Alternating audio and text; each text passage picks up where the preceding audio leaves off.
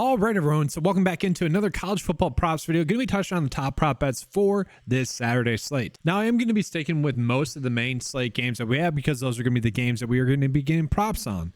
For me, I'm just going to be going through kind of the average sportsbook lines just to see if there's any game in particular that we either, well, pretty much I just want to be looking for games that are going to be the best stacking opportunities. And really, we are seeing a lot of either low scoring games or blowouts on this slate, especially for those games. And like really the best one that I could find was this USC California game where it's a 10-point spread, but at 67.5. Like that's a pretty high scoring game. Another kind of similar-ish one would be Colorado versus UCLA, but nothing too great there. I mean, 15 points, that's a big difference, right? We know Colorado can score though. North Carolina versus Georgia Tech, also like a pretty high score game, 12-point difference. It's just where that blowout comes. We are seeing Cincinnati versus Oklahoma State being kind of a good one, 7-point spread, 52.5. Oregon State versus Arizona, also not a terrible game, but we just don't have that many like great like games that we'd be specifically targeting because of like stacking opportunities,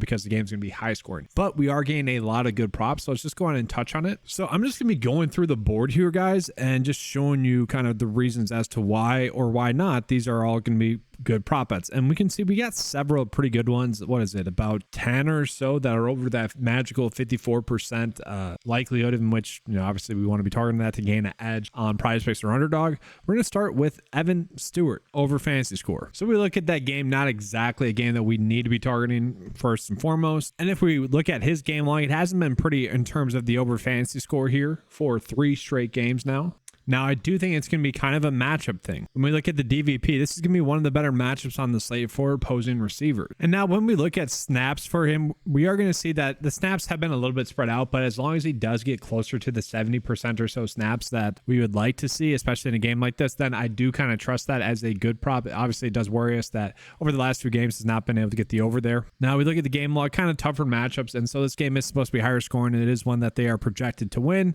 It's not like the games have been terrible for him, but you know, not anything close to the start of the season for him. So I don't mind that one. Continuing on, we got Edwards for under 17.5 for a fantasy score. And we can see on Underdog, these are both going to be probably better under bets that, or whatever the bets are. And Edwards is someone that really has kind of been crushing it. So I'm interested into seeing as to why the data is kind of telling us to bet the under. And even if we look at the projection, actually kind of likes the over there at 18.3. So maybe just in general, one that we don't want to target, but pretty much this is telling us that Vegas is not seeing that he's going to score a touchdown. Trey Benson for Florida State, under 15.5 for a fantasy score. Another one where the projection data likes it a little bit more, but the average sportsbook line would be having the line set at 14.6. Now we look at Benson and we're going to see the snaps have kind of been trending in the wrong direction for him for a while now. And the production has also followed suit there. Now we could see maybe it's a little bit due to the games being blowouts, but this is also a game that, you know, could be a blowout as well. So to me, this is looking like kind of a good prop that we could be on. We have the Notre Dame prop where, again, the projection data likes it a little bit more, and it's probably going to be a better bet for Underdog there. Now, we look at the game log for him. We are seeing a big kind of hit or miss nature to it. So I'm interested in seeing as to why. Looking at the game log, I wanted to see if it was like due to blowouts or whatnot. Not exactly the case. And really in games where it's been closer, he's actually struggled the most in. So let's see what this projected game is going to be. I bet Pitt is going to be pretty heavy underdogs. So yeah,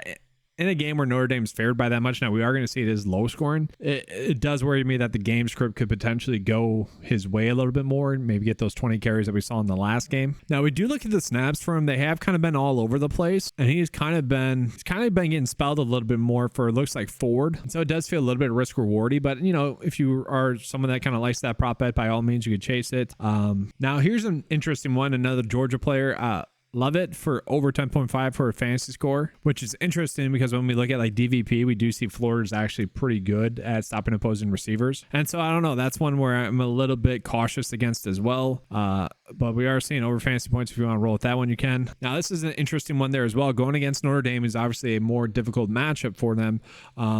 We're seeing Mumfield here, where he's had good games the last couple of games, much more difficult match, but they are going to be playing with a negative game script. Obviously, you'd expect them to be throwing the football a little bit more. Someone in their last game had 7 receptions in that game. That was a game where they're playing from behind. Actually, I want to see games in which they've been trailing. UNC had a good game, not really a high scoring game against West Virginia. I don't really care about that. So really only one game for kind of what I want to see, games that they're getting blown out in, potential game script going his way. But we can see on average is basically right there, very much hit or miss. And so this is one of those situations where, Vegas is saying that the matchup is going to be too difficult for this Pittsburgh receiver. So, I'm someone that will typically just roll with what the data is telling us, and we're kind of getting that here. But we can kind of see all these props are going to be props in which their fantasy score props, except for Drake Stoops, for under 59.5 receiving yards. And the only reason why that is kind of a decent one is we can see Underdog has a line set at 56.5. The average Vegas line has it set at 57, which they would actually kind of be favoring the over there. Lawrence Arnold for over fantasy score. Like, we have some decent props here. Joe Milton for over 2 passing or 1.5 passing touchdowns to get 2 is definitely a good EV bet that we were getting, but just some interesting lines. And I don't know, I feel like we got one with Stewart, that's pretty good. Benson, that's pretty good. And then it feels to me a little bit risky with some of these props. I'm probably just going to go down the board where we got 1, 2, 3, 4, 5, 6 that are pretty good here. I might just agree with the board here. I know this is not the best analysis here for you guys, but I do want to switch up and get into Underdog real quickly. And yeah, we are seeing that this is a slate in which we probably want to attack the most, where we're seeing bigger discrepancies here, much bigger discrepancies. So Underdog, obviously the scoring is a little bit different, but yeah, we're probably seeing that we'd really want to attack a little bit more here. So I'm going to give you guys 2 bet slips, one for Underdog, one for PrizePicks.